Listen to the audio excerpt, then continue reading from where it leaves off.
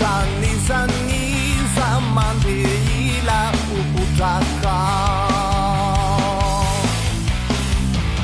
tustukan aku tsy mahazo hao ny fanampy aneny tsara indrindra falazaiko anao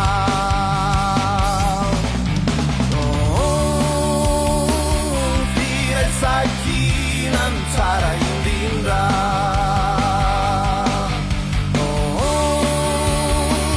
ka izo sy anao nao iaramindra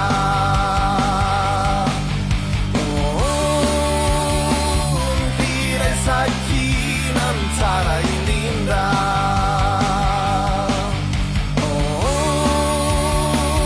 ka izo sy anao nao iaramindra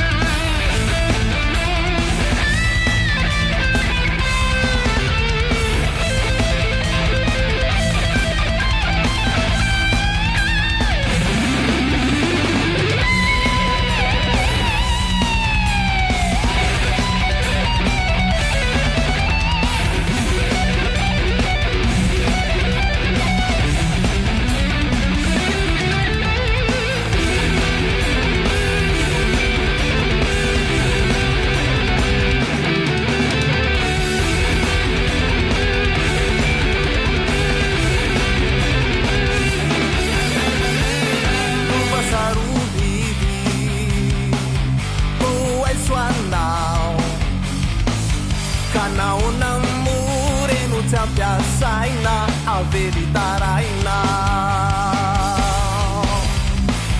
ninitabe tsy raniny voay andao isika ifanometana na saminy lomay firesakina ny tsara indrindra